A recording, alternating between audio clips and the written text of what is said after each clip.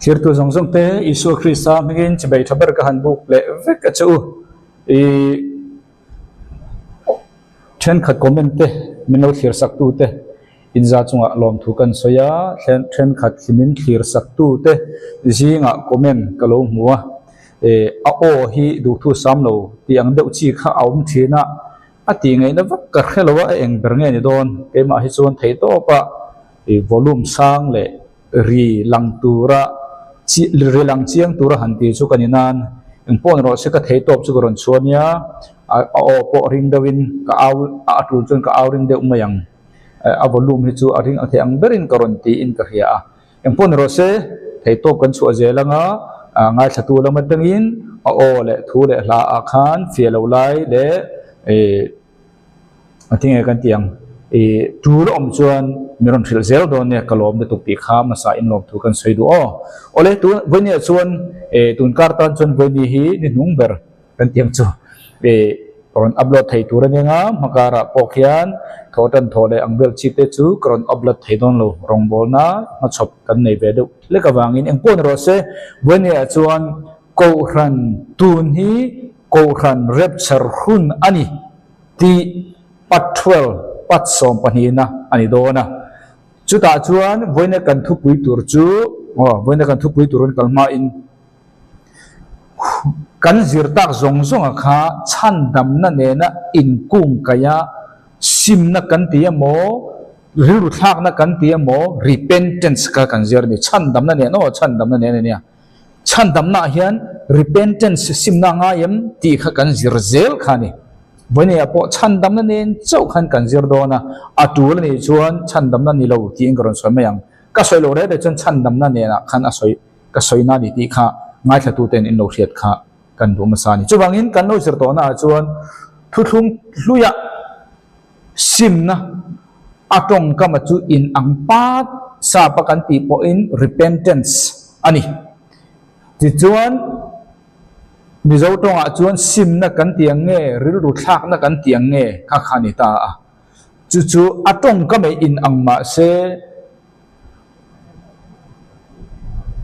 sim na anti kha an ang lo zia kha kan zir to a thu thung luya ti chuan thu thung thar buwa karon kai ta thu thung lui tho ma ni se thu thung thara bu chunga om isua thi ma a cross ma a sim na le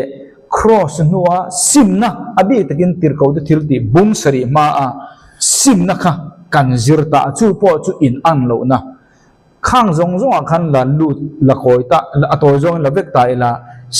sim na kan tia khan khang zong zong khan pathian sim na ni lovin pathian sim te lovin kheng zong zong mi khrim te na chan dam na turata na sim na kan ti kan zir to reng reng a khan an ang do tlang puya ma se in ang lo chu tam tak om kan zir to mar chu kan sei du pa chu rin na le thil ti kha ani ve kani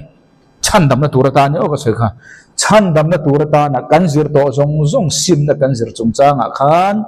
mi khringa sim na om reng reng kha pathian ti lawa chuan sim na reng reng a kha thil an sur ti lai mek an ti to lawanga ti chuan thil tha an ti yang ti te ti chuan tui baptisma an changang ti te isu baptisma an changang ti te zong zong a kha kan zir to a chung zong zong chu han fok khom ta era an chan dam na kha rin na le thil ti ve kani kan fiat ro kan zir chin kha kha anya vonia chuan helai chin tirko de thil ti bum kwa chin te me teng tirko pol a pian tharatanga ko khan hun ani ta a tirko de thil ti bum kwa tirko pol a piang thara abu zong in soita la ro matanga filimon abu chung ani chu ma se tirko pol a pian tharna tangin kan chu chuan tirko de thil ti bum kwa tanga intanin hi ko khan huni ta voini kan zir tur chu chan dam na chung changa ko khan huna chan dam na atan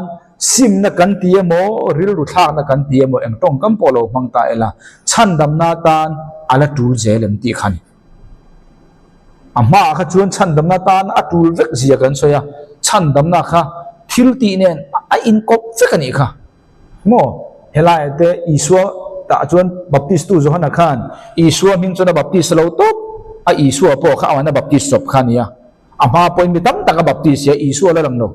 masa baptisma chu simna baptisma kha pe isu mi ngalam mi alo masa chuta chuan enge ni kha sim sual thu pa choi te ngai no mi sual thu pha an choi ngai an sual ti mek an sim ngai sim tla kha ra isimani chuan sim oma nuna ra chhote kha ngai thil sual ti lai mek ti to lo thil tha pathian ni na da na phuti kha an chan dam na ta na an ti lo chuan khem hun tla ka ni chu chu ni ma se peter te hun cross ron nung chi cross zo chi chuan in ang de don si ma se in ang chi si lo isu krista minga baptisma ngai te ani ta a in ang si lo ka ti ko an dan chu tu baptisma ve ven ngai ang chi te kha kha ni ta a ta chuan isu mingan lam lo he ta chuan isu mingan lam kha tiang chi si repentance ti vexim na vexia kha bible a hian an lo zia kha kan zir chip to ni thil tiang ai vek ni chan dam chung chang kan zir vek ta mi in khan tiang kha atia mi in asual chuan khem hun ka don chuan ta chuan thu thung lu ya chuan an sual ti mek an to bang sim an sim chuan an sual ti mek an ti to lawang ti chuan thil tha da ni phu tan ti bokang chung tianga an ti chuan khem hun ta tangin chan dam an ni ma se chung tiang an ti lo hun chu khem hun kal turan ni khati pa khan yang tik lai ma khan ai za ngai na khom lo reng reng tu na kan zir tak zong sim na kan ti khan hemi cross nam tel lovin mo cross nam sim na tel lovin cross hu pia lam zong sim na kan zir mihring chung chang kan zir to reng reng a khan an sual hleka da ni na athut sim na an na ya an nu na sim ra thla ka an mu lo pho chuan khem hun tlak ve khani chu chu voina nang le kai hi kan niam voina nang le kai ke ko ran hu na hian anemia to lo chu chu sim na ti tong kam ru thla na ti tong kam inang ma se a in an lo zia kan soi neu tang khan voin nia po chan dam na tan ko khan hun tun he ko khan hun kan ti hian sim chan dam na tan sim na mo ru thla na kan ti repentance ala tu zelem ti zo na ka thopi ka kan mang ta a simple takin sang tai la atul zel ma se sim na ti kha ain ang lo ang chia khan venia po he chan dam na ko khan hu chan dam na a mi in sim na ati hi a sim na ti tong ka ma chu thu thung ru mi zong ne kha in ang pu ma ne se eng ang chia nge he thu thung thar ko khan hu na hian sim na atul dan pi ro chu kan zir don chau khani atong ka ma chu dang lo ain ang vek repentance vek khani sim na vek khani sa pa chuan ending ka soi to a kan riat fiat the na turin thu thung thar chu greek tong azia kan he wangin repentance kan ti sim na kan ti mo ril ru thak theng na kan ti mo kha tong khama kha metanoia antita a metanoia repentance anita a greek tong a chuan hebra tong chu lo ho sale do ta a hebra tong a chuan teswa ten lo nei ta tesuwa ten lo nei le ta a he chu da thang he kan the right topic i repentance asoi tum khane lowa kan so israel repentance kan soi tum zu genesis bung ru chang ru ka pathian a repentance ma saber kan ti kha ka khane ta a nakham ani ta a chu po chu rilu thak thang khani kan tia kan zir ma sak ber khani chu atong ka ma kha ngai in ang vek ma se sim rilu thak theu kha an in tha dan kha an ang ni alo kan zir to ro chu chu ni ta chu wangin venia po he ko ran hu na hian sim na ti tong kam ka chu amo ru ru thak thang ti tong kam ka ro ka chu kan mang don kan metanoia ti kha repentance sa pina ti ta a metanoia dik ta chu sim na ti in kan mang mai adik ta ka chon ru ru thak thang ani greek tong a chon chu bang metanoia ti i mu reng chon greek thu thung thara ru ru thak thang ta ti ve ka ni sim na ti a kan mang ani po in asoi tu ma chu ru thak thang na kha ni kha kan thiat thiam ngai chu long ni ta chu bangin wen ko khan huna chandam na atan sim na kan ti ru thak thang na kan ti repentance kha ala tu zela ma se chu repentance chu en tak nge ni ti kha voi jun kan zir do nei ka hilfia thokha tura ke ma chu kan nga ya pathianin min tran puinga kan thafia tura ka ngai o wini po mun takin kan ngai thak le ka bai sei ole chuwangin matha ya bung kwa chang so pathuma ma se nang ni kal ula he mi om zia hi enge ti wazir ro u in thoi na ni lobin zangai na kana yang ti hi mi fel tak te ko tura local kanilowa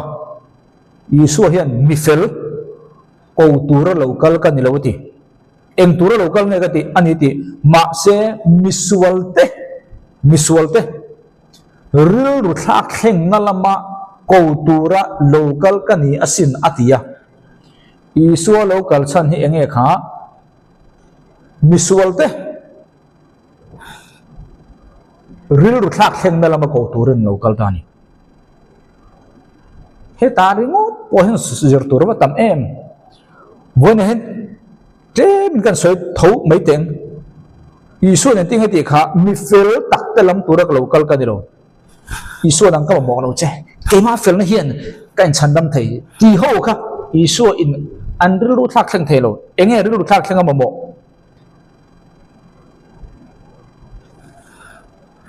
sim na kan tia kha ru thak kheng na ni tin kai chang ka mang ta ka ul khing je ma chuan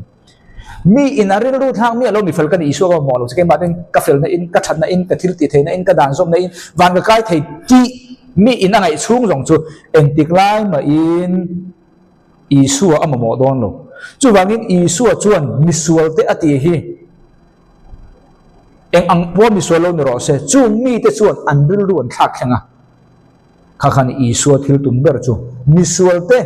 ril ru thak kheng na lama ko tura local ni isu na tum ber chu kan num chang thak khenga ni ma salo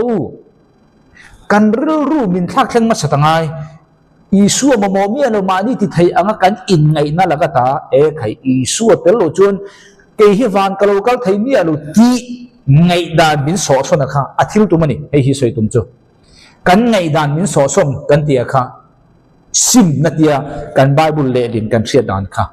sim na tia kha ru thak khang na ni ru thak khang lo chun eng ti lai nge pathian i mong hai tu na kan soi jong ke chan dam na ve kan ni ka ti kho chan dam na ani lo chun karon soi mayang chan dam na ani kati ka soi lo chun chan dam na ka soi char char chan dam na ne in kung ka in mi in ma ni fel in ti tu ka isu mo lo chun eng ti lai ma in chan dam ne don lo chuwangin mi in chandam ani tur chuan a in ngai dan pathian a mu dan ama a in mu dan a thak thang ngai a ngai dan kha aril ru kha chumi chawin isu a mu dan danga ama in mu dan nga chu chuan pan tur lama mo rin tur lama mo he chau don chuwangin sim na kan ti ril ru thak thang na kan ti mo piang in thil ti sual ti to lo te sual thu pa choi te kha ani vek lo heta hian enela tu na kan zir cha ringo ta po khan kan mu thenga ma se kan zir zel don ni kha ka chu kam keu na eng karon soi ma sa ti chuan chuwang ta chuan sim na kan ma mo em ril ru thak thang na kan ma mo em he ko khan hu hian chan dam na atan ma mo te lu mai sim na lo chon bin na thei lo eng wanga mo tu na kan bible che ringo ta po khan mi in asim ngai sim ti kan mang dok lak to mo ril ru thak thang ngai chan dam ni tur chuan ring lo mi kha ring tu ni tur chuan aril ru thak lo chon entik lai man chan dam ai don lo adi kem ngai tu te u muslim pa i mowa enting e muslim pa hin chan dam na akhiat chan dam na chan the dan turen rin dan muhammad hi pathian ani chu arin chung jong le angai chung jong chu entik lai man chan dam ai don lo tru chu ni ni chon aril ru thak thleng ma sat pot angai muhammad hi pathian tak ani lo ti te mu angai e khai ke hi ke ma in kalau in chandam thei zong lo ti te aril ru thak thang ngai chu chau chuan chandam tu dik pathian dik azong anga chu chuan amu thei chau kan fia thoka tura ka da chu bang te chuan sim na kan ti ril ru thak thang na kan ti na zong a kha thang e chur buran asen na zong a law ang deuh khan lovin sim na ti mo repentance kan mo piang khan sualti ban san thil thati lampang kha ani vek lo bible khan ani na chin om ma se kha kha hun dispensation kan ti hun pathian in ahia te sorkhar na aman te kha akal pel to chuan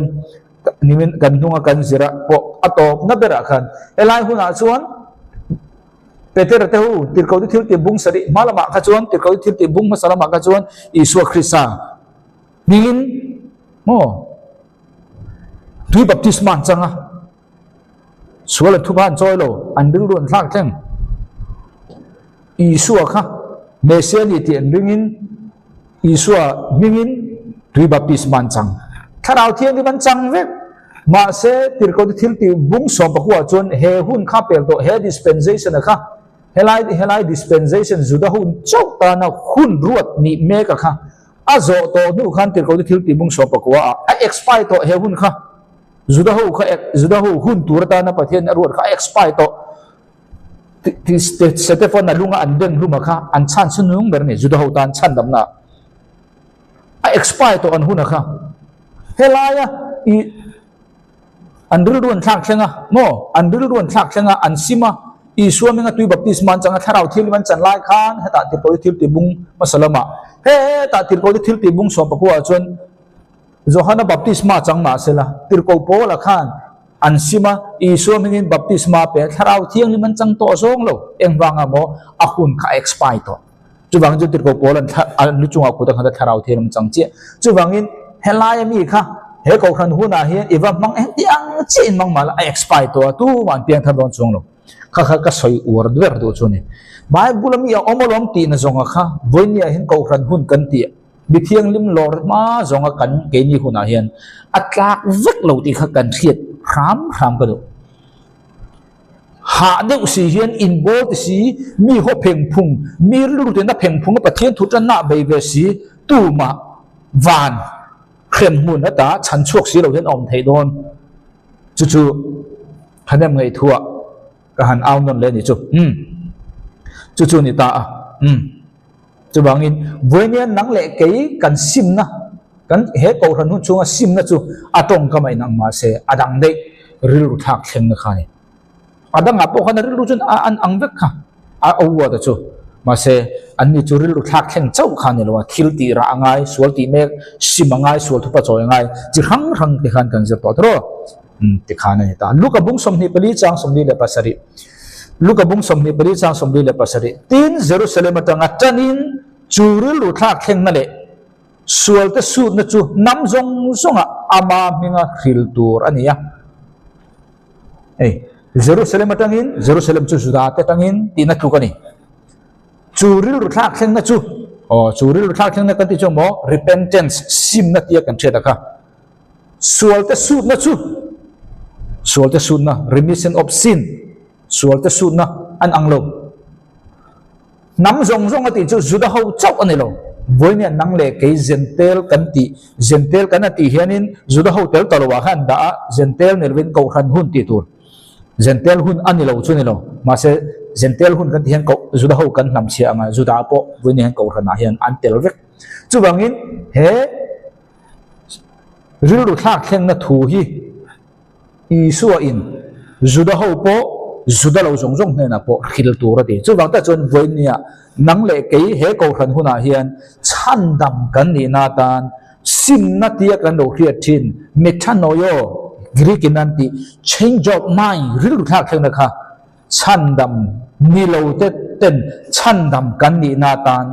khami te lo chon thailo engwang mo ril thak thleng ania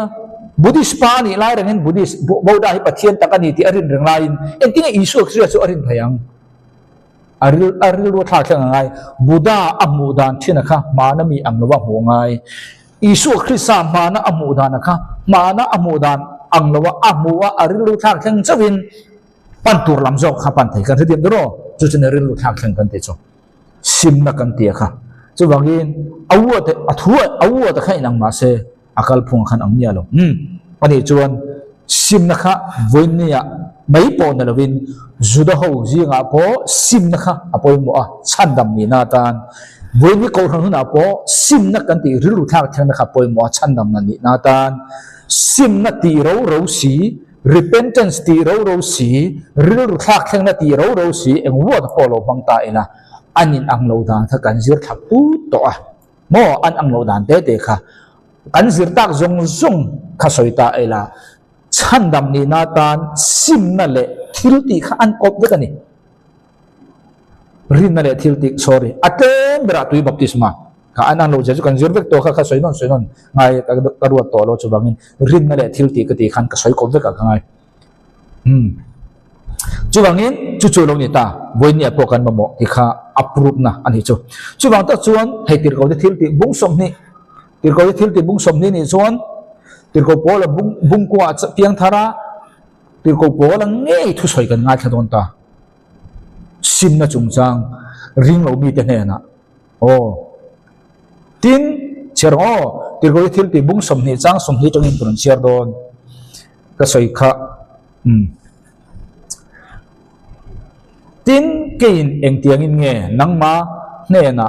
lok tur eng ma ka zep lowa ni ma sala nang ni chu ka mu to chawa ei hi ka mu to chawa ti tur mu tir na lawin ka mu tir to chawa po kha sual chong lowa van tlang zinga le in khat atanga in khat ka zir tir to chawa juda te le girik te ne na po juda te girik te isu kham thil tura ti khang kha ril ru thak thleng na kha Jerusalem juda khopui nam zong zentel te kan telvek juda po zentel po kan telvek simna bik takin ril ru thak thleng na thu kha focus bi kang ani ang chi in tir ko bola pon apian thar to nuwa aron thil ta chi anomi hey in khatte te in van tlang jinga mi pui jinga in khatte te in ka jirtir to chawa enge jirtir tu te ne range jirtir juda greek nang le kai kan tel vonya juda ho pon tel mo he ko khan huna hian englam pange tir ko pol nga jirtir pathian lamaril ru thak thleng na le mizo babul cha pathian ka nga chir patang ka tir ko pol enge mi jirtir kha ril ru thak thleng na meton ya repentance kam in jirtira ring lo mi te no tu na ring lo mi te ring tu ni turin enge tu mi ma sabera atita pathian lama ril ru thak thleng na pathian lama ril ru mi in thak thleng lo chu entik lai ma in chan dama di don lo reng chu repentance kan ti chu ni tro ka soi to thin kam buddhist pa in a buddhist ni da na thia chen lo wa krista amu dan a thak thleng lo chu entizang ma in ring tu ni don lo aswal ti sim kha ani mal ani lo chan dam ni turin ten chu point kan ham stick thail to ka chandam itur chen iswal ne lo kala iswal ti lai me kha puang la iswal ti lai me ka sim na kan te bible ka han kok ta char me chung te chung mi inan thei te chon iswa hen ma mo mia la bone chu mi puang tu po chen kan thei tak po khani chung lo nia kan puana wang khan mi in thaya min ngai me ateu lo bone chu mi puang tu ini chon chu mi puang tu ini na chana kha thu tak nun dik tak nei si in thu tak i khian lo wang i puang ani chuan ka ra thiam ma se nun dik tak po nei si lo wa i puang ani chuan nang ma pon ikin lo chu ka sai du chu bangin tir ko pola khan zu da ho le greek ho ne na khan nge kha pathian lama ril ru thak na repentance simna chu chawami ni lo kan lalpa isu khrisa lama rin na thu he tuwa tangin kha ta hian tir ko polen in sol ta sim ru tiam in sol thu pa choi ru tiam teu lo ring lo mi te chan da mani the turin tir ko pola na akhila chu pathian lama an ril ru thak thang tur pathian lama ril ru thak thang kan ni chung e mizo chu bangin he polan gospel polan chan chin tha thila hian repentance kha tel chiang lo mi he repentance ril ru thak thang na mizo bible ka enang he mizo bible kan man tam jok ni tura kan da juda te le greek te ne da po pathian lama ril ramle thule ril ramle kan lalpa isu krista lama rin tur thu kan thia tir thin kha hei kan mizo bible man tam ania adang pakhat karon lenge juda te le greek te ne na po sima pathian lam hoi tur te ka sima da ta nge ne chon pathian lam bon hoi ro ring lo mi kharin tu kan siam do na ibudus biak lai bek kha simla izu in lai me ka simla kan te isu ma mo mia lo tu ra khang jong ti thei tur khang kan siam ta ni mi in chung jong chu ati thei lo wa ma se chu mi ti thei tur chuan aril ru thak thlenga nga ya thu tak mangin chu mi thu tak a khiat nuwa thu tak chu angai tuang chu chuan aril ru kha thak thleng thei aril ru thak theng chuan aril ru thak theng level area azau zirin anung chang hi chu a follow nung chang hi mi tum tu ra ni lawa kan rin dan follow tu hi kan nung chang ania nakina kan soya krisa awang mi fel ini ti in rin nakha in rin nge to lu to kan ani chian je nung tak i rian hun chu ni tuma tan la kan lo i tak sa irin nakha follow ke ni chu kan rin nai kan tak sa na follow re dan na phulom kan tia ring lo chung chung hen nun lui tal kan thuma kan thei re tak lo lem chang ka ron chok ta chian chu pathian til tu man lo unau tu ole ha khan ta chu bangin kan ni zo bible le na khan khati khana le ding ta chu ka le din hi adik ber ka ti na ni lo nia adang kha ka ron social tu na po ni lo nia kan riat bible kan lo chiar tang van tlang na bible kan lo chiar thin kha kan riat fe na tan karon tar lang mai o ni dem ke ka dik ti na lam khan ni lo pathian lama ril lu thak thleng na le kan la pa isu khrisa rin na lama rin irko pol khan zen tel te ne rik ta ne na pathian lama ril lu thak thleng na kha thilani isu khrisa lama rin na thu kha thilani hemi pani hi kan zir don ta ne chu enge hemi omzia hi hei kan soi don ne o top thlengin piang thar lo ring tu ni turin sa kha son hi ni lo masa in aril ru kan thak thleng lo chuan pathian lama amu dan a pathian mu me hi enting e adik ani chuan so dangai lo adik lo ni chuan chumi kan so son lo wa sa khwa na kan son ringot thian atak sa chia kan ne silang ema kan he chuang lo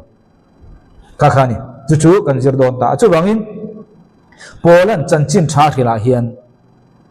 ring lo mi te ne na ring tu ni tura chanchin tha ril hian ril lu thak thleng na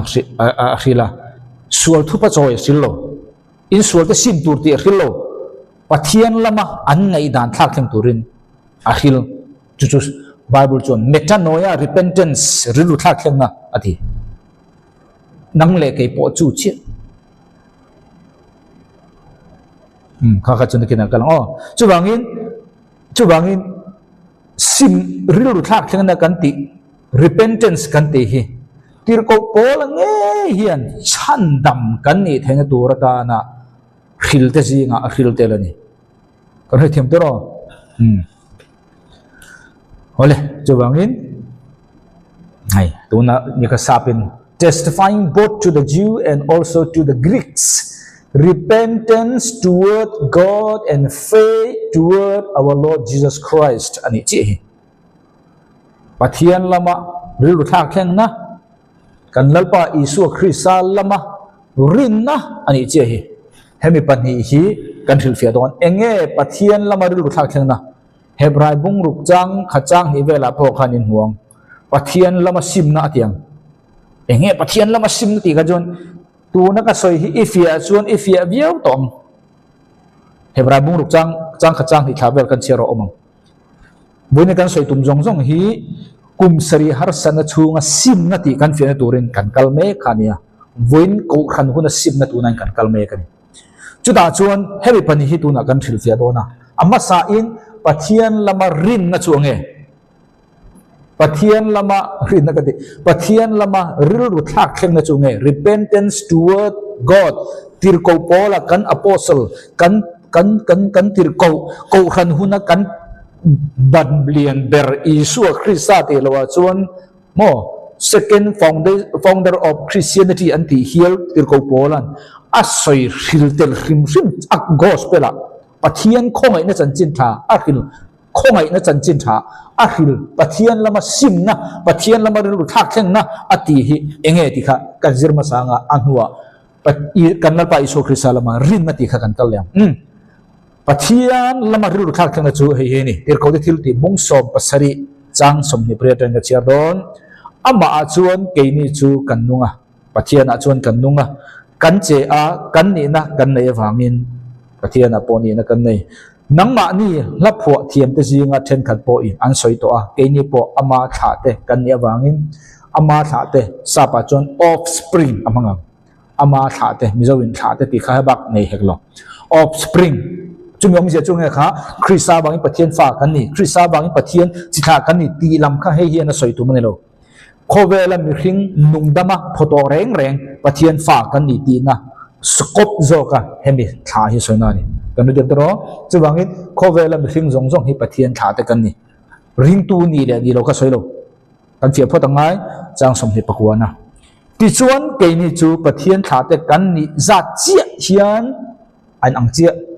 ปะเทียนตั้งเราเพียงมีจงริงตูนี่เลยนี่แค่ขันเรามีริงจงปะเทียนตั้งเรากัลปะเทียนท่าแต่กันนี่จูเทียนกันนี่อังเจียนปะเทียนนี่นะจูรังกัจจเนนะเอโมจูปะเทียนนี่นะจูปะเทียนนี่นะ the Godhead นี่ทราบป่ะจน Godhead ปะเทียนนี่นะรังกัจจเนนะเอโมตังกาเอโมลุงเอโมเทียมนะสร้างเลยมีริง call มีริงcall device กันตีมีริง call โฟนเตเตียงกันในจงโฟน iPhone กันตีเตคอมพิวเตอร์กันตีขันเตียง device กับ call ลำทิลขันนี่มั่งมังอ่ะเครนีอังเล็กอันนี้ที่อินกันง่ายตัวอันนี้เราเว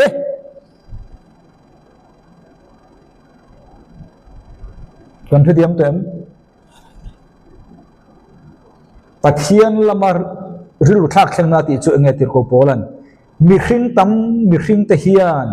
ปัจเจียนตัวนั้นคริสต์ปัจเจียนนุ่งกันหมู่ดานที่รังกัจจเนนเสียมไทยเลเวลเวล่ะโมลุงเนนเสียมไทยเลเวลเวล่ะโมจีครั้งมีริงเทียนนะโคลบางที่ปัจเจียนฮิปัจเจียนนี่ที่เสียมไทยเลเวลเวลอ่ะกันง่ายตัวนี่ลงจูงไอ้ด่านกันในบางชนมุสลิมจูงไอ้ด่านกันในบางชนฮินดูบุดิสซินทูอิซึมฮิดูสาขดังนั้นเราเพียงตาจูงชวนชันดำนะอันจังตัวชวนปัจเจียนละมาอันหมู่ดานอันรุนท่าแข่งง่ายจุนิติโกโปลันเฮลาเฮียนซิมตัวรัติจิงะ repentance toward God ปัจเจียนละมาอินรุนท่าแข่งรูติจูวันนั้นเขาเวลามีริงกันเราเพียงอ่ะปัจเจียนกันหมู่ดานเชื่อให้สักไว้เอ็นไตละกันหมู่ดานด้านอังอินสักปัจเจียนกันในตาจุนิจุงชวนเอ็นติกไลมาอินอันนุงปัจเจียนคริสต์อบางอินชันดำในกันจังเทนอลูชันดำในกันจันเทตูรินปัจเจียนจุกุดเนี่ยเสียมาหมดรังกระจังลุงลูกกุดมีริงกุดินะเสียมเทเลเวลไม่อาคัน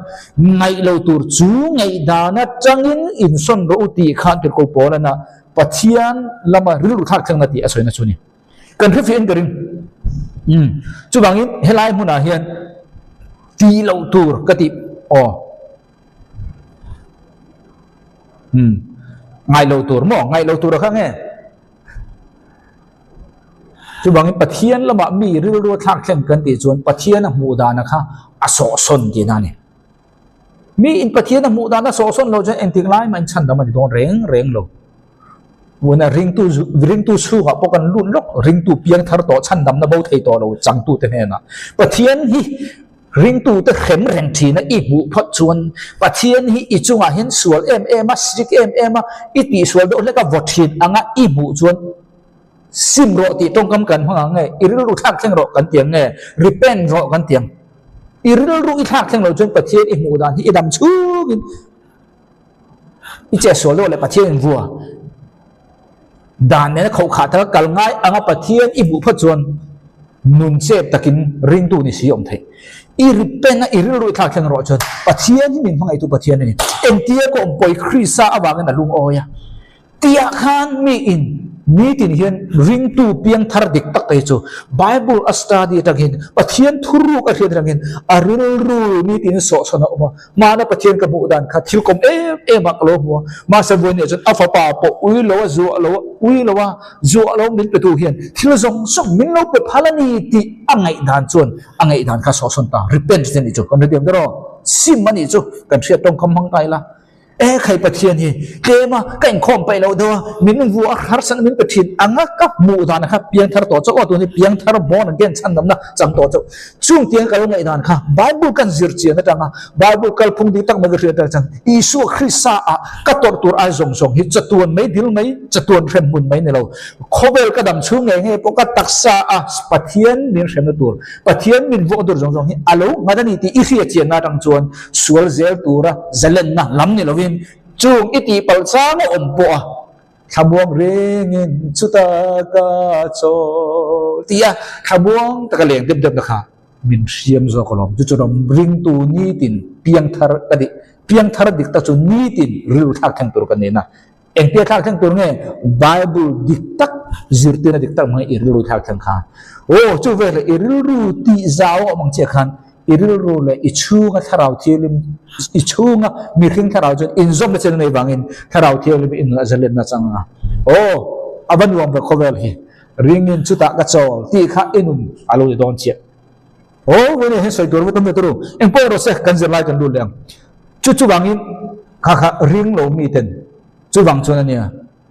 ke ni chu buddhist pa ke ni chu hindu pa muslim pa eng pon ro se ring tu ni lo piang thar lo wa kha sa kho son ti ra he ta hin no lo pathian ni nung ne ti ring ngot khan kan tu ma aril ru kan min lo aril ru kan so son lo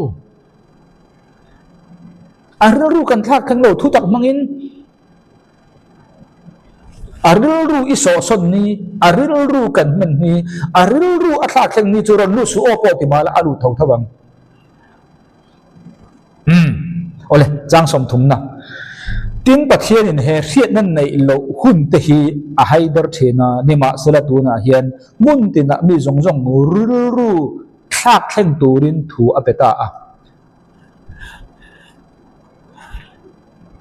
enge pathian in pek ta kha he ngai dan pathian chuk mi hring level ang le ka ngai mi hring ten kan du le kan ngai san zong a chera biak mai kha pathian mo kan ti na khami kha lakata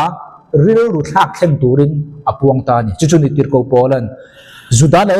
giring he na pathian lama ril ru thak khem na khil pathian kan mu dan pathian hi eng angin nge kan mu ke ma ni level ang mai me kan mu chung jong chu krisa kan ma mo don lo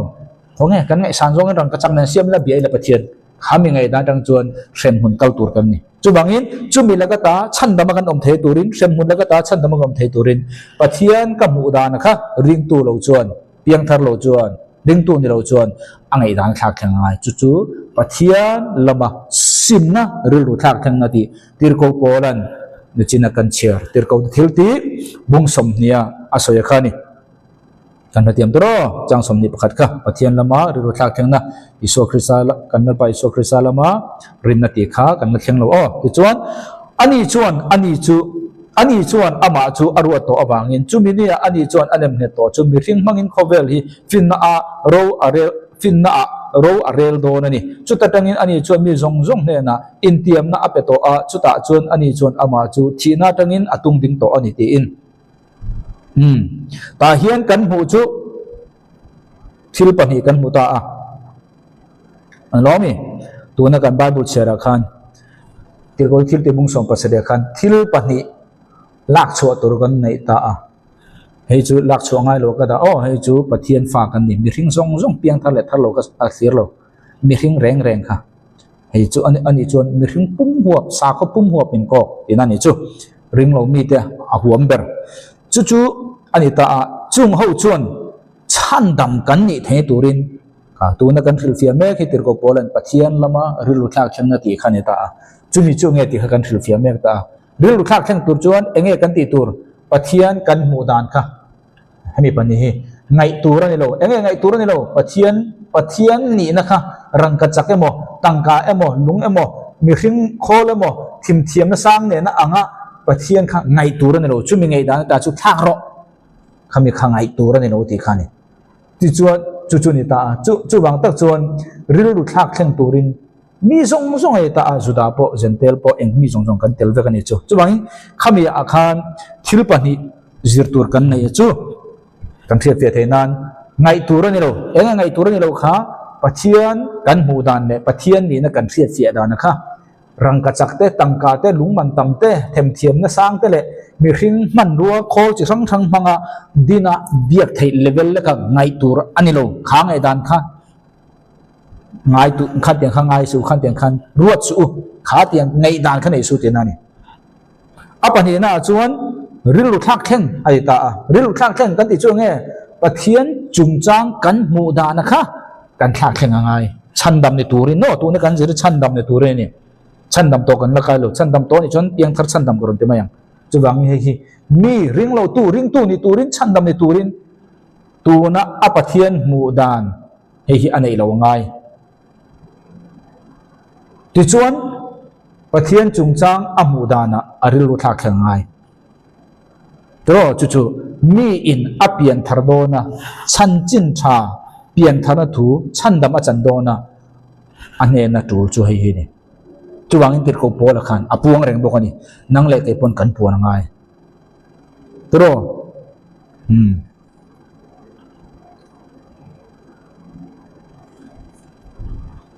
enge ril lu thak thleng tur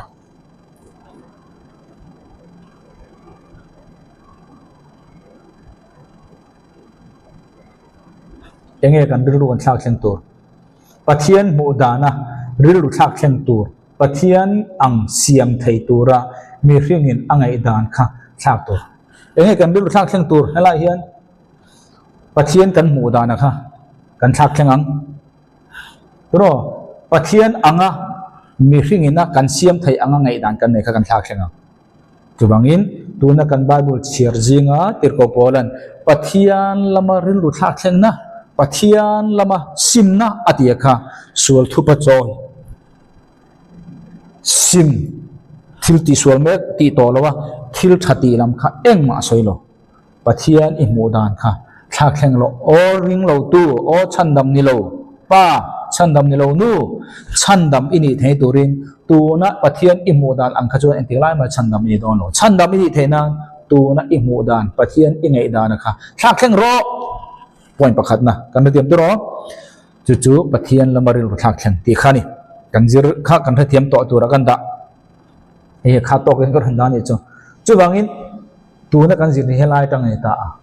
tir ko ti thil ti bung sari mulam ni ta heng lai sim na zong zong kha chu sim mi in aril ru thak thleng khan aril ru thak thleng chandam na ta na mo anuna ra chu ngai sual thu pa choi ngai alo bera tui baptisma Johana baptisma mo Isua baptisma mo ngai cross ma ni phai chuan chandam na labo thei zui chung chu ni ma se tuna kan zira khan ke ni chu chandam kan ni the tura simna kan tia khan sol thu pa choi te tui baptisma te atel mia lo sual ti lai mek sima thil tha ti te chandam na ta na khan ril lu thak thleng na ti tong kam ma ni se pakhat ma ten lo tro kha kha kan set ta tangai tir ko thil ti bung som ni chang som ni tangin cher leng o tin ke in eng tin nge nang mani ne na hlok tur ka jep lo na china kha kan cher to a pathian lama ril lu thak thleng na le kan lal pa iso khrisa lama rin na thu hretu atangin khami kha kan na khemo pathian lama ril thak thleng na kan zo to tun hi lalpa iso khrisa lama rin na thu ti kha rin na ti kha kan kal do na ti chang som ni pakana tin tuna hian ngai te u kei chu tharawa phuar ni in Jerusalem lama ka kal do na chu ta chuan engthil tenge ka chunga lo thleng don ti po khrelovin nima sala he thil te zinga engma in min ti chelowe ke hian kanun na hi ke malama du om taka ka chiar heklo chu wangin ke chuan ka kong le rong bo na chu lom na nen ka hlenang chu chu ke in lalpa isu atanga pathian khongai na chanchin tha thirhe tu atang tura ka don to wangin tirko polen eng chanchin thang e khel pathian khongai na chanchin tha eng thil ti ma tel lo thil ti atelo chet kha tel lo re re wena ril ru thak thleng na kan tia sim na ti point lo bang ta ila eng ma thil ti khalo angai da thak thleng kha ni ai lo mi chet kha eng ma tel lo re re tui baptisma chite po tel lo re re sual thu pa choi po khat ma tel lo reng reng ngai dan thak thleng chi kha ni pathian lama ril ru thak thleng na kan ti kha enge khila an gospel heng hun laya an gospel chang bible apo video ka da bek to dispensational salvation ka den ka da bek to an gospel thang po a in ang lo ang chi hian chandam an ni dan po a in ang lo veka sim na kan ti ril ru thak thleng na po an ang lo tlang puya chung tiam bokin ke ni helai ko khan hun kan ti voine isua thia phuma ama athole na chanchin tha pathian khoi na chanchin tha kan ti huna po atong kam te chu in ang pe chu om ซิมนักกันตีริลุทักเช่นนั้นปนอังเวกมาเสอาเจดดานเนี่ยช่วงถูกันอังตัวลงอีกจูซิมนาทีอาเซนเราระบะที่เมงอ๋อซิมนาทีเราระบะขันเกนี่ซิมนาจูริลุทักขันเชี่ยขันเนี่ยอันนี้เฮล่านี่ส่งขันจุงเปียงจุนนี่มีอะไรตัวข้ากันเสียตัวครับจูบางจวนตัวนักกันเสียข้ากันเสียไทยกันไปใส่ที่กูพูดแล้วเองเนี่ยคือข้าปะเทียนคอยเนี่ยจันจินทารินน่ะบางอ่ะคงไอ้น่ะชันดำอินนี่อติข้าเนี่ยข้าขณะกินอันหัวเรากันอ๋อทิ้งอุดูน่ะไงแต่นังนี่ซงอันมานี่จริงอ่ะเกินปะเทียนละรำขิลจุงอ่ะที่กูพูดแล้วขันเนี่ยคือข้าปะเทียนละรำปะเทียนคงไอ้เนี่ยจันจินทาที่ฮีปะเทียนละรำชุงอ่ะดูน่ะนี่อ๋อกันใช่แบบก็กลับตัวตะเคียนกัมเมลอินมูเลตัวโดนโลตีกระเสียที่เขาพูดแล้วจันจินทาแค่หมอปะเทียนคงไอ้นะจันจินทาจู่ๆนี่ตาเองฮิลบกฮะปะเทียนละรำปะเทียนคงไอ้จันจินทากันที่จู่กันสวดทอนขัดกดิมบุงสอบปังอาจางขัดจางนี่จางทุ่งจางลีขันเนี่ยกันสวดแต่บางอีสวดที่สวดละเตลโมนักกินก็คือเฟดอนกันสวดแต่บางอีสวดที่ภูมินอมนี่ทุ่มเนี่ยเท่าไหร่ตีค่ะปะเทียนคงไอ้นั่นจันจินทาจู่นี่ตาจู่ปะเทียนละรำขานี่บอกตานี่กันสวยเฟดอนเองติกไล่มาอินติรโกโปลันวานละรำจันจินสวยง่ายระวังติรโกโปลันเองไล่มาอินคอยไบเบิลจ้างอ่ะมาติรโกโปลันวานละรำอาคิลอินง่ายระวังเองวางวานละรำจูโคเวลเลยลุงอ่ะอมตูร์จุดาเตละรำดาวิดาละรำขานี่อันเหล่าตากะค่ะตัวน่ะสังกัดกุศลดีแหละประเดี๋ยวตาอาลูอินดินเด็กเฮมิละรำสวยนั่นนี่วานละรำที่ไบเบิลน่ะสวยค่ะปะเทียนละรำอติจุดท่าราวโคเวลเนี่ยท่าราวทิลอันเนี้ย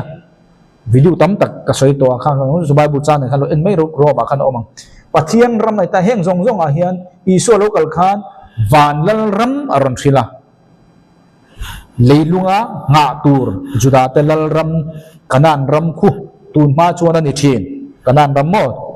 ปะเทียนคุยจูเลยตัวล้วนน่าตีค่ะตูนมาชวนคือวานรำมันเองตูนอิสราเอลรำมีขี้ขนานรำเท่าขันมาเนี่ยเสคุยจูเลยนู่นไปล้วนน่ารำตูนอันนี้คดีนั่นเนี่ยโลมาหนักกระชวนนี่เชียงมาเสตูนชวนอันนี้ต่อที่โลนักกินอันนี้เลี้ยงเอ็งพูดเราเสจูวานละรำจูอีสัวขันอาคิลบัพติสตูจะขันปนอาคิลอันปมเราวางอินอีสัวขันเมสเซียขิงอ่ะอันปมเราจู่วางแต่จวนอีสัวขันปะเทียนรำอาคิลตานี่ปะเทียนรำกันที่จะเปลี่ยนทางนักขันเปลี่ยนทางนั้นแต่อันนี้หุ่นลายะอันเปลี่ยนทางนั้นจะกันสวยตัวค่ะสิมาตุยบัพติสมาจันนะอีสัวมิงตุยบัพติสมาจันเทขันนี่ก็คืออันเปลี่ยนทางปะเทียนรำอันลูดอันเปลี่ยนทางที่นั่นนี่วันนั้นนั่งเล็กเฮกเอาขันหุ่นอ่ะเห็นอะไรมีเตียงขันตุยบัพติสมาเทเนี่ยอีสัวมิงซิมตายละเฮงลายหุ่นนะปะเทียนรำจูเอเลอินนี่สิละว่าลิมเตโลมเตข้าวเทียงลิมโลมเตข้ามวนเตอติยนโลมีรวมมาขันจุมีจุเฮงเตียงลายอันลูดานcross นัวอันลูดาน cross มาอันลูดานปะเทียนรำปะเทียนรำจูอินังมาเสอันลูดานอังโลจูอันนี้จูตุยบัพติสมาเลซิมนะทิลติเมกสุไลเมกบานสันดานินะพูดทิลสติมังคันปะเทียนละรำอันลูดกันเดียบตัวปะเทียนละรำจะทาราวันนี้ก็ติค่ะมาเสนังเลกเวันนี้ติโกโปละคุณปะเทียนละรำมีเอ็นที่กันหลวงเฮปะเทียนคงไอ้นั่นจันจินทมังเฮียนปะเทียนละรำกันลูตังกันเดียบตัวปะเทียนละรำที่วางขันอวดังได้แล้วเนี่ยปะเทียนละรำกันที่จะทาราเขาเวลขานี่ทาราว่าเปลี่ยนนะขานี่ทำไมยังจุมีจุลูดานจะทั้งเอาออกมาตัวนักสวยตัวค่ะทุกทงเรียนลูดานทุกทงเรียนจนอมเลยทุกทงเรียนจนอมเลยว่าทุกทงทาระอีสวดที่ขานอมจันอีสวดที่มากกันนักฮิลอีสวดวานรำนักฮิลปะเทียนรำนักฮิลจุมีอมเจจูปะเทียนรำเนี่ยวานรำมันอังโลติขจียงท่าจุดาจวนทุกทงลุยอาโปติโกเตนันปวงะปะเทียนรำค่ะอีสวดปนปวงะติโกโปละปนเปียงอันนี้จนอชุงถูกขันอังเงินปะเทียนรำชุงโอมาค่ะอันทุเรียนอังเงินอังโลอันนี้จวนรินนั่นแหละทิลติตัวจงสวยยังติโกโปละจวนอังเงินรินนั่นเจ้าปะเทียนคอยจันจินท่ากันไม่เตรียมตัวโอ้มาเสอริซัลอรอจูปะเทียนรำรูเวเวคันนี่ข้าข้าจะวิดีโอปลีปังอากาเสียมตัวกันเทียมตัวนะกันดูว่ากันงายกันเทียมแล้วนี่จวนอินดูเลยอินโนเทียร์ทางนั้นเนี่ย kan the tiam tro pathian dal ram le van dal ram chu bangin Johana bungthum hei Johana kan chir do na Johana kan chir do na boina Bible ke ni ngai dana chon mathai ne chon masaber marka ne chon dot tu Luka ne chon tu le Johana ne chon khati anga ngai dan kha kan na ya anua tir ko te rom te ka chu an mani dung de ron kal angin kan ngai mai thai chen ka chuan ma se ka kha Bible mi thiam te nan rem dan kha ni maya tir ko po la chu edi somruk le pali ve la khan a thi dei to an a thi to chuan ange ale kha jong jong a jiak zo vek to ti na ni tu na kan chiar jong jong tu na kan chiar ti tir ko po le kha kan jiak no pa se athurin le azir tir chu kan jiak no kan jir to heng jong jong hi zia vek to ni riat vek to ni tir ko po la chu edi somruk le pali ve la thi a thi dan Bible in chiang te kan soilo ma se rin dana chuan a hong tana ngai ani engpon ni se Johana chanchin tha Johana kan zir do na hei hi edi somkwa vel somriat vel ti angai dan o ma engpon se kha azia hun khabun ne chu boilo tiang somruk pali vela thia kha po kha boilo wang somriat vela thia po da ang somkwa vela thia po dang wa ni po da ang engpon ni se tir ko pola thi nuwa dai hei azia kan ti chu kan thia da ngai ta tro Johana hi ani chon Johana hian tir ko pola ina pathian thu adon zong zong hi revek to nuwa hele khai azia kan ti kha kan thia da ngai o ka chanchin tha Johana bung thu mania chumi i riat na khan tir ko polan athu hril ne khan Johana hian tir ko pola thu hril chu mi zong zong ta na nia ma se ke chu juda pa ka nia juda ho tan ka jiak do na ma se chu isua ajiak tu chu Johana asoi tu chu isua tu soi le tir ko pola tu soi kha a in zon na lai kha ala khop ta ni kan tiam tro chu bang ta chuan ngatinge van kalve te kan te palange Johana hian tir ko pola thi nuwa dei hele khai jiap chu mom je chu Johana hian tir ko pola ne ta a khiat tur zong zong hi a kha vek to pathian ko he chanchin tha hun ani ti pon he vek to ma se juda ho tan ji kan ni wangin tir ko pola zirte la isua zirte na inmil na lai zo na kha alata azia kan ni chanchin tha zo na bung thum chang thum isuan achanga ane na ti tak me win ine na ka khila che mi tu po apiang non le lo chuan mo bon again ka ti kha ipian non le lo chuan apian non le lo chuan pathian lalram amu thai lawang pathian lalram amu thai lawang pian tharna ni kan pian thar dan chun ang lo ka ti kha tir ko de thil ti bung masalama chuan anjul ron an thak thenga isua mengin tui baptisman changa pathian lalram an lu nang le ke hi voina chun ten kan lu don lo pathian kho ina chanchin tha isua ka solte bang thia phumin omani thumnia a thole ti irin chia khan an mani lu nang chia rama khan nang le ke kan lu pathian lalram kan lu tho kan tem tro pathian lalram ti chu tharau khovela ni ka ti kha tharau ram ani chu bangin isua in pian tharna tharawa pian tharna asoi khan pian non le ngai ti in simanga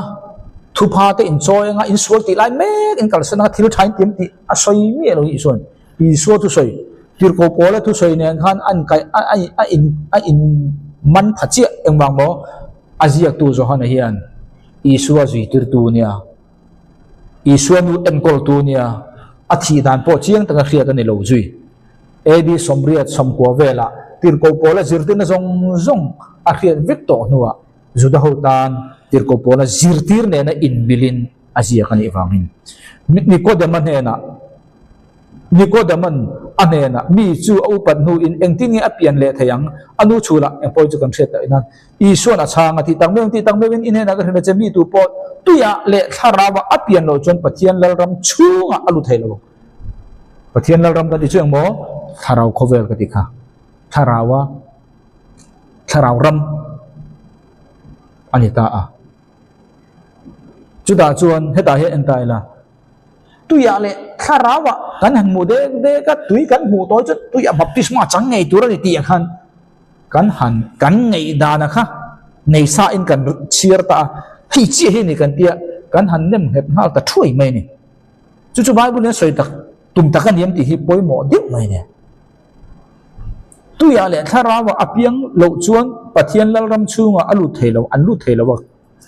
ati wang hian tui baptisma ril ru lo satan chon tui mu chi hi tui baptisma khan vu angal ta chat tharau ka chu kan bar po tlang ka da chu wang ta chon tuya ati hi hemi china chi I chiar ka chiar chon tuna tui baptisma ngai ti akhan kan ngai theita ma se bible chu bible book na khil fiat ya khala khan I to phal lo ila ro cha ru na khan lu le che la ti sa apiang ti sa a piang chu ti sa ani ai ta a tharawa piang chu tharawa ni ti ta a heta hian tuya soya tharawa soya chu mi khil fiat chu anwaya aron khil fiat ta chi a ti sa apiang ati chu tuya ti khani ta a tharawa ati chu tharawa piang khani ta a kan tha tiam ro chu mi om zia chu nge boina hian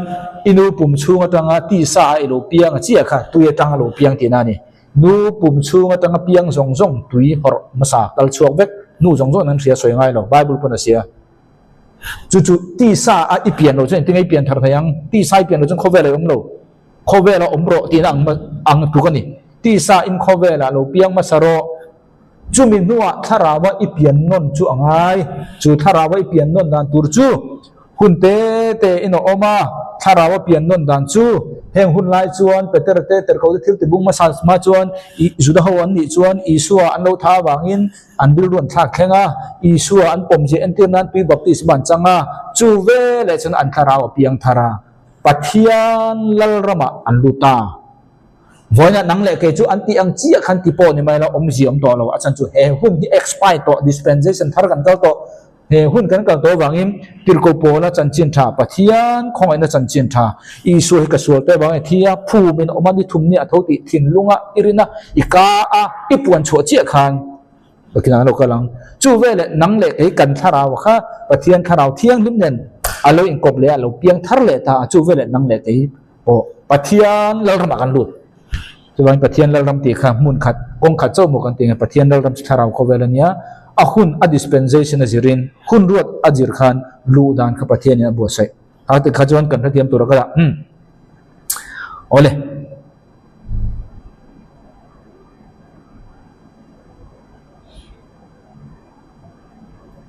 subangin in piang non le turani ti ka hinu chek kha mak ka ngai su motion thalera rule a choi khang chho ang khan chung tiam bokin mi ring pa po hi choi kan chawin a om bok turani chandam na soin lomi tu po ama ringa piang am boral turani lowa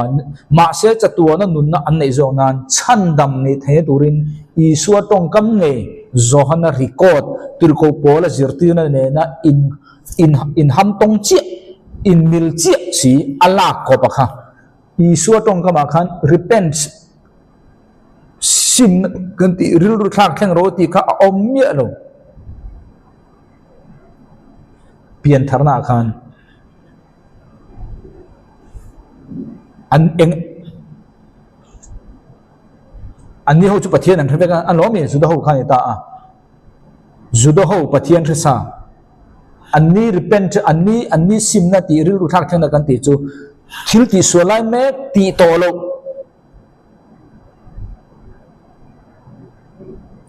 dani na phu thil tha ti kan ti kha tel mi ano chu dir ko pola na akhila khan pathian khoi na chan chin tha thila pathian lal ram khil bok kan ti kha chu mil pathian lal ram lu tur chuan pian non le ngai ta a piang non le tur chuan repentance kan ti ril thak theng na kan ti isu soilai khan judau jinga johana record kha tel mi alo tir ko pola sirtin nen in mil che khan alo koptan tir ko thil ti bung som ni paruk chang som pakwa chubangi kan zir to khang kha pathian lama ril thak theng na kan ti chu pathian mudan thak theng kha ni tuna chuan apani na kan kal do na kan lalpa isu krista lama rin na ti kha kan kal do ni a thu kan la le dong o e alone in om do point achan chu etia atia athua kan mu hi kan fia dewin ke ma chuan kan ria chu bangin kan zir to chu pathian lama ril thak theng na atia kha nge pathian mu dan thak theng tur tin kan zir to apa ni tu na kan zir le tur chu kan lal pa Isu Krista lama rin na ti kha kan zir do na chu enge a soitum pakada soitum na chu kan fia to ngai apa ti na tun kan kal don kan lal pa Isu Krista lama rin na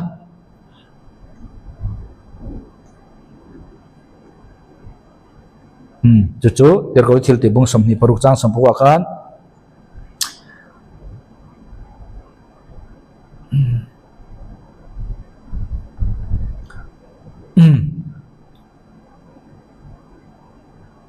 ngoro khap tun mi kha kan la thleng no do Isu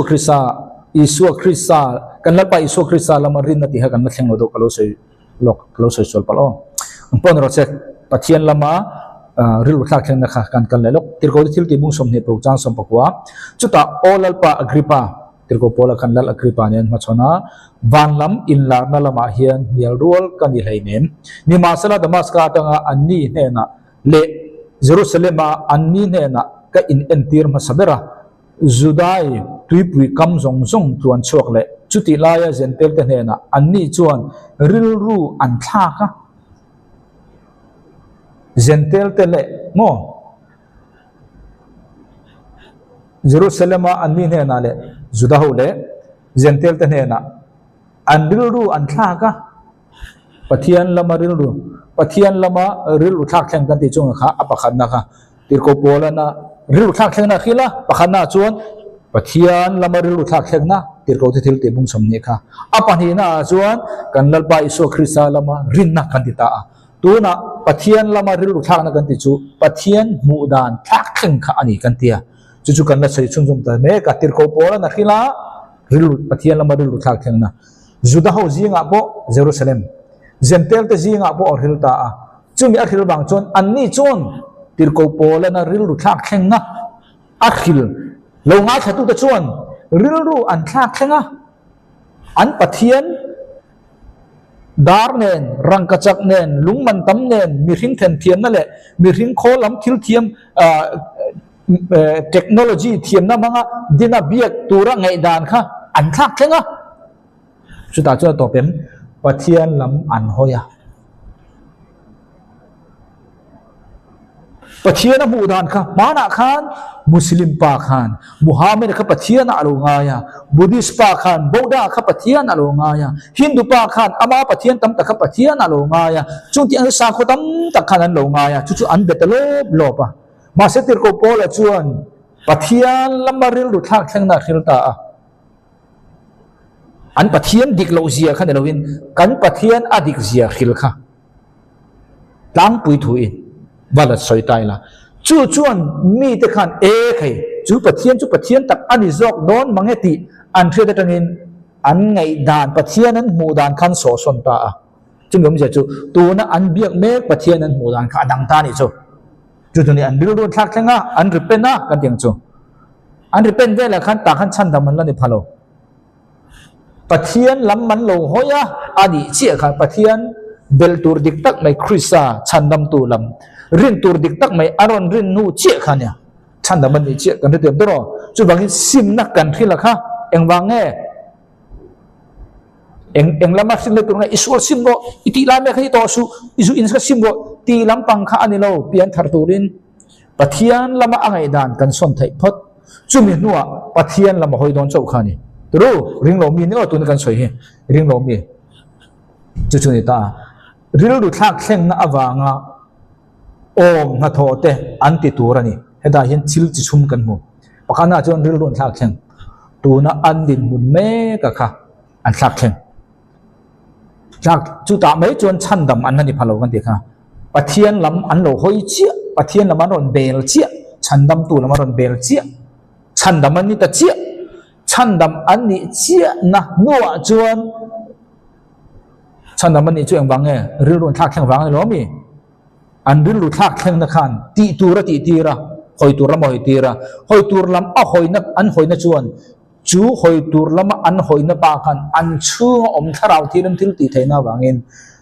ril ru thak thleng na awanga om na tho te an ti turani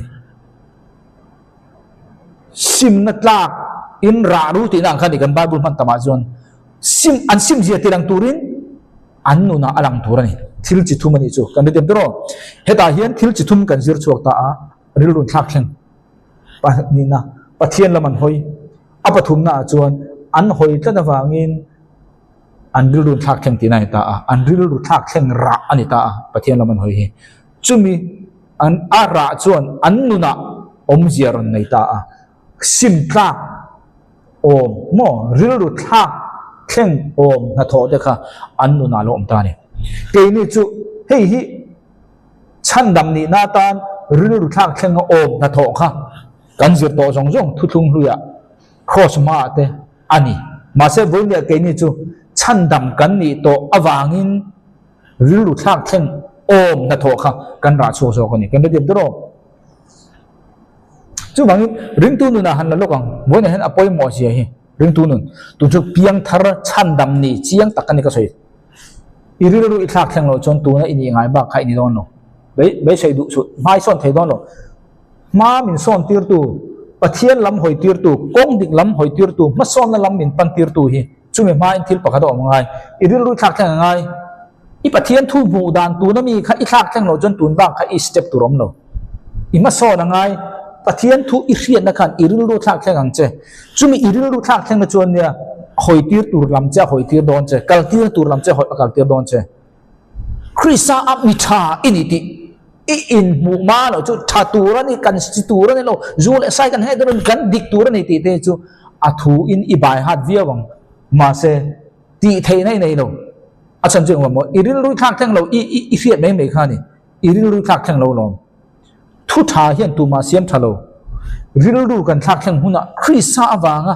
pathian in amu dan che hi misual ini to lo mi thafam kimani mi dik ini mi thiang limini sual in nei lo ti mi ril ru kan thak thleng theu huna pathian thu tak mangin he ril ru thak thleng chu chuan anun dana so son alam hoi tir akal kong tur akal tir tun hi piang thar ta chau no ko soi chu chuan anuna ra chora tur kai ni chu ril ru thak thleng tir kan tum nya no dan zom chung khan pathian da hin chu tin chen zom tur ne kan te chen lawalula kan ti chu kha chi khan chu bang hei hi ring tu tan po ania ring lo tu tan po ring lo tu ni chuan chan dam ani tura step jing ami ni ring tu ni chuan ma aso na tura pathian thulama athan na tur le taksalama po athan na tura tharau lam khovel lam sumle pai lam engtima athan na turin hemi hi omlo chuan una tu na idin mula velal thleng khan rep char hun thleng tur bai sei to bro asan chu ma so ni tum lo au ka thi thau don ti level a kha chan tu mai ma son don tu na idi ba da tu na ini dan kha ininga tu na din mun aya ma so ni tum chuan iril ru thak thleng ngai ril ru thak thleng ti wang khan du ril ru thak thleng khan lo pathian thu jadi ka tangin iril ru thak thleng lo ti khani ka soi point chu ole mathai bung kwa kan chiar leng na china khan kan soi to kan chiar to isu khan tinga ti kha mathai bung kwa ma saber ka chiar kha kan la khem pathian lama ril ru thak thleng kan zir mek tun thleng kha pathian lama ril ru thak thleng chu pathian mu dan pathian kalung ngai dan thin pathian ni anga kalung pom dan thin kha alo diksi lo piang thar lo kan ni ta chan dam lo kha kan ni ta ka biak lai pathian me ka kha ataka mo lo ti kha alo ni lo zia ka ria a ka ril ru ka thak thleng ta a hei hi lo dik lo tok mai ti ka ria chian na le ka ril ru ka thak thleng na khan adik tur khamin zon tir chau ta adika khan ka hoi ta chi a ro tu na kan chiar kha ka ril ru thak thleng na khan pathian lam adik lam khamin hoi tira chu chuan kanuna khan ra sim tlak tura ra kha arun ra chok ta chiani ta hian then kha tam tak chuan anuna asim lo chuan christian dik takani chuan anuna hena ra tura ni ngei tura ni ka han tile rengota hei hi chu ara ngei tura ni lo ra lo ta sen tinga niang chan dam ani lo kan tile ta ani le ra tura kan be se jong zu in lo hote chan dam niam tile ni lo kan tile boxi chan dam kan ti da poi kan chiang me lo ring tu piang thar zu ina chula lo ti hen a piang thar lo ka han ti ni le zu in mi lo sa khodang tam tangan om se ni le hen to hi piang tharem kan ti piang thar lo wang kan ti le box piang thar le thar lo kan te na po hi kan bu mal lo chu chu eng wang mo gospel dik tak kan thelo tu na kan soi me ke chu he mi chena hian tu na kan zir lai tang no tu na kan zir lai tangin hemi chena hian chandam ani dei to hei hi chu chandam ani to nu ara chawani ra lo thange nge tur ra nge tur pathian min du dan ani ma se mi in ara lo thei ra lo ta sen ting omang a piang thar lo itile them piang thar na hi ra lo ne lo kha chu ril lu thak thleng eng ang khopin nge a ril lu pathian thutak manga i thak thleng le thak thleng loan khat chu bang ta ka pathian thutak zirtin na dik kan ma mo dana khuwa kharat da hi pathian dan tia zom tong ringot khani lo chu bangin isu khan nge kha tu na chuan isu kanal pa isu khrisa lama rin na ti kan kai don apani na mo pakana chu mo pathian lama ril thak thleng na apani na kha nge kha kanal pa isu khrisa lama rin na ti kha kan kal don tu chu tak tak to chu bangin achina khan ma saber kan chiar ma thai bung kwa chang som padum ka ma se nang ni kal ula hemi om zia hi enge ti bazir ro u in thoina nilovin zangai na kana yang ti hi mi fel tak te kautura local kan nilova ma se misual te ril lu thak thleng na lama kautura local kan hi asin ani ta tuna kan zir jong jong hi chandam na nen chau ni o kan kung kai kha chandam na nen chau an kung kai kan ti kha a chandam na nen an kung kai lo jong goron soi myang kai man ka soi lo chuan chandam na ni ti kha riat to chu bangin isu khrisa ring lo tu jong jong chu misual ve kan nia khem hun kal turan nia chiang ren chu ho chuan an ril ruan thla lo chuan chandam man nengem ni don lo chu bang ta chuan isu in misual te ati chu ama ring lo tu te khan nia chu bangin zo hana bung som puruk ni eng ka ria ka resalo chuan zo hana bung ria jong ne chang som puruk vela khan zo hana bung som puruk sorry chang ria vela khan tharau thiang le lo thlen chuan sual thu a hria ti rang chau eng wange ke min rin lo wangin isu khrisa ring lo te reng kha sual ve kan ni chandam chung changa chung mi te chuan an ril ruan thak thleng lo pat chuan chandam ani don reng no kha kan thret tu tro ma ni in ka fel lom mi fel tak te ka fel dan ka jong thei vek chu ti ka ti vek ti thei ton inia iril ru I in thak thleng ni lo chuan pathian ni mo lo chen tinge pathian lame hong thei lo chu bangin chandam kan ni na tur chung changa hian thon khal kurim bung sompanga chang thum chang li tirko pola gospel pathian khoi na chan chen tha ane tu ni kan soi thon khal kurim bung sompanga kan sual te bang thi thumin om ni thum ni a tho ti chandam na chang tura hian ril thak thleng ngai repentance ngai sim na tia kan theta kha chu lo ni ta chu bangin he hi misual pa kan ti chu tu he zu in sa in kha ani lo nia context ya hian misual pa kan ti zu in lo kha kan kher lo chandam ni lo piang ka misual ni top mai zu in lo po se isu ma mo lo in su ring lo je misual ani chandam ni turin chu chon aril ruan thak thang ngai isu ma mo chawang aril lu thak thang lo chon mi fel kani ti ringot isu mi fel khan ti kai man isu ma mo lo dam lo chawin adam lo a hriatin dak tor pan na chang hriat ro khan tiang chi khan ni ta chu wangin hemi sim na kan ti ril thak thang na kan ti hi misual ta na ni he misual pa hin ange hriat angai misual ani ti an hriat angai lo mi doctor pan tur chon dam lo kan iti kan thriat angai achan chu simna ril thak repentance kan ti kha sol thu pa choi ani vek lo kan ti kha sol ti maximum ani vek lo kan ti kha in mu dan ke hi mi fel tak pathian mamo mia lowa ma ni in chan dam thei mo ka lo ti kha alo ni ho lo ama krista te lo chuan ke hi misual bertezi ka misual bermai kalau ni reng mai ti aril ru athak thang lo chun engtik lai mai isu pan dono tade dem tro chu bang chuan sual sim na kanti repentance kan rilu thak thang na misual tan enge he rilu thak thang na kanti hi misual nen misual te kan ti mihing misual te nen sinar nen misual te nen na man ko pani reng chuan ke ni voina ko ran huna chuan sual ti lai me ti to lo dani na ku thil tha ani chuan chan nam na kha thil ti ani don ma se chu ke ni ko ran hun pathian kho ina chan chin tha huna chu soi tum na lo i mu dan sual i mu dan i thak theng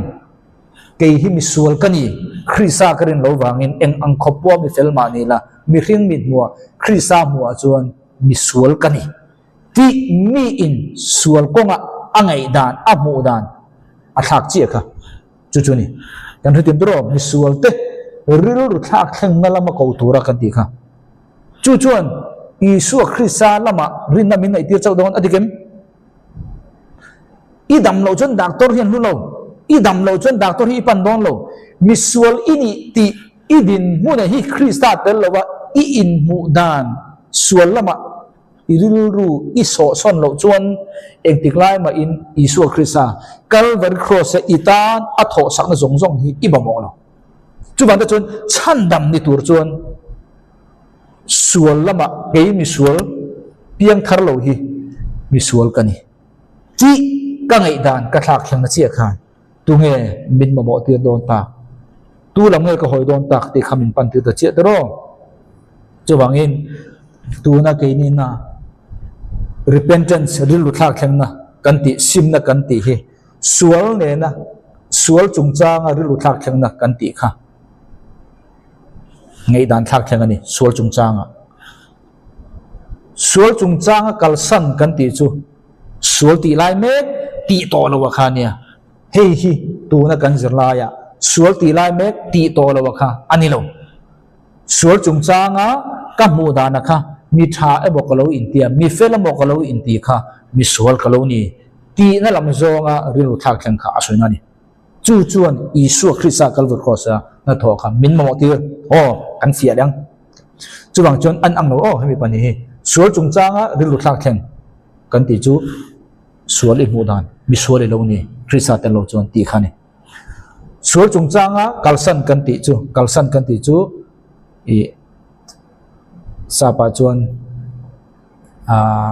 renounce santi kalsan ti to lo in lai me in to lo Isu pan kha kha hei hi tu na kan sir lai hian hei hi soi tu ne lo hei hi chu cross malam kha tlang pu chona ko ole khadian kan fian garing chu bang tu chu mo Isu kan lal pa Isu Krista lama rinna tirko thil te bung som ni kha achina kha kan kal to thowa kan che la nge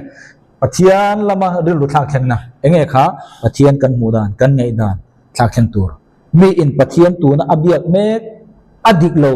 alo fu lo ti aril ru athak thang na khan adik lama hoi tira chu chuan anuna asimani aril ru athak thang ani abiak pathian ki pathian tak a he to ni ti chu anuna relowa ra aron ra tin ti kha rajeto tu na chuan kan lalpa Isu Krista lama rin na kan dita a hemi tur chuan mani sual kan ni sual chung changa kan mu dan kan in thak thang ngaya khowe la kalo oma nu le pa za em kalo oma chil thatak na kalo ti mi azule sa ka in nya lo kha mi fela kalo in ngai kha alo ni der lo Krista kan ai that lo wangin mi sual kalo ni ti ngai dan so so na tangin Isu Krista min mo tir kan de tiam dro a in tha thiamang chu alo ni ta a chu wangin hei achak to gram dan chan chu wangin tu na kai ni ko khan huna mi chan dam ani tur chuan hi lo ngai ta ni mi sual ani ti ang thiata tharau thiang lim lo thlen chuan chan chin tha zona bung som pruk chang reta tharau thiang lim lo thlen chuan sual thua thiam lo chan ti rang ai ta ke min rin lo wang ta chiani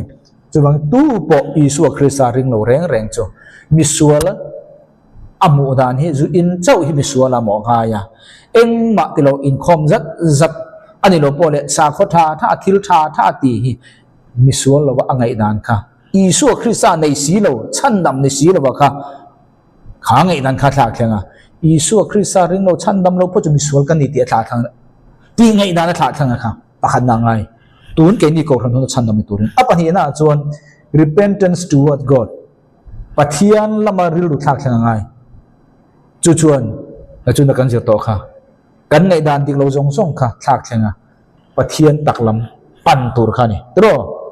ama pathian taka Krista chandam na Calvary cross min thosan kha rin turani pan turani chu mi zo chuan faith toward Jesus Christ kan lalpa Isu Krista lama rin na kan nayang kasual ka dawangin chan dam kan ni lo khen hun kal don ka suala kan hota chu chon pathian min pantira chu pathian lamin hoitira pathian lama ril ru min thak thang tira pathian takamo chu chon kan tan am ha ne kan kal thai tur Calvary cross Isu Christa rin tur min tho sak tu min pe a chumi chu rin na ni chumi chuan kan nu na al heta china khan chan dam kan ni to voi ni ko kan huna chuan chan dam ne turin sual kan hu dan kan thak thang ngai pathian lama kan ril ru kan thak thang ngai kan lalpa Isu Christa chunga rin na kan nei ngai khami chin kha chan dam ni ma se anuai mi hi chu ring tu te nu na ra tur khani ta ril ru thak om na to te kha kan nu na ra chok tur ni chu bangin FSC bung hi chang re ta khongai na manga rin na kal tlanga nang ni chu chan dam in ni wangin khoi la ya ma khan insul te thupa choi ula insul te kalsan ula thil tha te ro tin humya alwang rin na awanga khoi na chan dam ti kan Bible tlang puin na kan thre dan kha nang ma ni le nang ma ni atangin ani lo ve chu chu khoi ranga lo kal nge ti kha khongai na manga rin na kal tlanga nang ni chu chan dam in ni awangin nang ma ni le nang ma ni atangin ani lo ve chu chu pathian thil pe ka ni khoi nge nang ma ni le nang ma ni atang ani lo ti chu rin na hi mi miten ka chon rin na hi antia ani lo he chan dam na hi ke ma ni tho chu ani lo pathian thil pe ka ni thil ti awang ani lo ve chu te lo chuan engmi po an chuang da nge ke ni chu ama ku chuak thil tha ti atan Christa a chuan siam kan ni a an ma ni a chuan kan kal tur ani an ma ni ti chu nge thil tha a khan kan kal tur ani ti in chu pathian ama arwa to ani chu wangin vonia hin ring tu kan ni hian sim masala isol ti lai khati la chilo khami wa khan chan dam kan ni lo kan chan dam ni chu Isu Calvary cross ya athia phumo ma thole na simple ta kan rin na khan chan dam min ni tira chu chuan kan chunga tharau thialim ada a chu chuan pathian thu tak i riat dan level azaw dan zirin inuna ra nem ke ni chu ani lo ra nei tir sa kan tuma i ra lo awang khan chan dam chu ini lo ti nai lo chan dam ini to ma se inuna ra lo chu wang ta chuan ra turin ange ngai Bible zirtena dik Christa wanga ini na fia chen kha mi thianglim ini ti iruru kha kan chu eng wange sual chu ti reng thayang sual iti reng theng chu iruru le khak tang lo Christa wangin mi felinity ila ring lo apoi lo irin na lo an zirti rang che ke ni chu ni lo an sual to re danan bo che to re chu ti an ti zul san ti chu ti an ti an piang thar lo kan ti chan dam ni to lo ni lan le hilo kan ngai ngar ta kha an ma mo ni lo an ma mo chon ru thak thang kan ni piang tharam ni chon mo tu na ka so hi piang tharam ni hun kam kho ral to na sa he maya ang po ni se zo tep to mathaya confession hay sual puan chua ni ta a sual puan chua hi sual confession kan ti chon mizo Bible la chon sual puan chua tura hi kan ngai zel ta ni tlang pui thu chon confession ti chu puang chok ti na mai mia Isu puang cho ro chan chin ra puang cho ro Isu puang cho ro ti na khani emi confession ti kan mu to chon mizo Bible la atam zo ka mo sual hi tel tura kan ngai ta ani lo puan chua tur chu ama a min pe nei chu hi chelo gang mathai bung thum chang ru an sual te puang chuakin ani hi an sual te puang chuakin Jordana chuan ama hungin baptist an ni chu sual puan chua ka tang chawin chandaman ni thai hei baptist tu zona ni hun ka mangrei do wa mai zo ngoro kan ti do jung o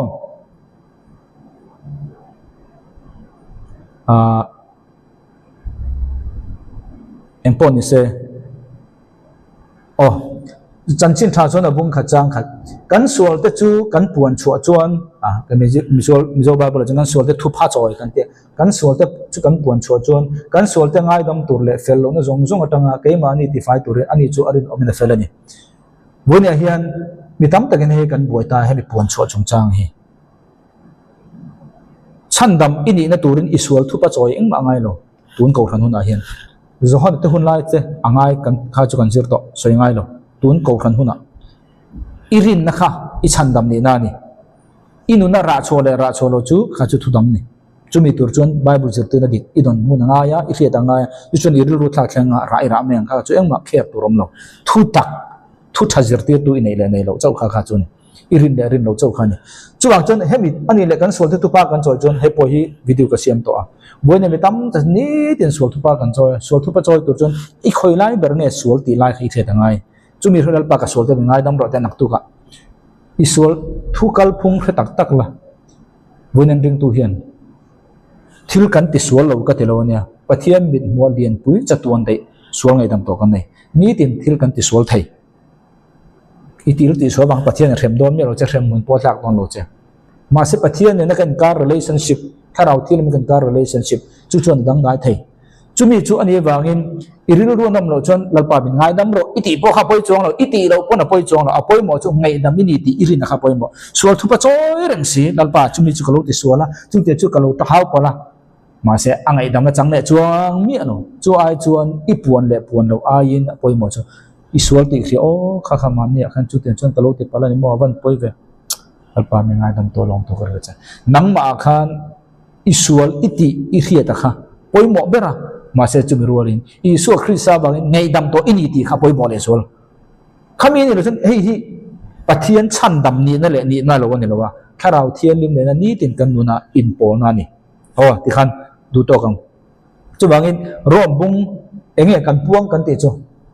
mi kan suala tuna kan tharau thelim kan sual jam se ten lo mi chandam kan ni lo ta ta piang thar lo kan ni ta ta mi sual ni ti min thia tir ta apan tura ka khia chuan silo chuan chuma ta chuan apan tura ka khia ta kha lalpa isua nang ani min tan tu min chandam tu min lei tu kalver ko sa min thi tu ti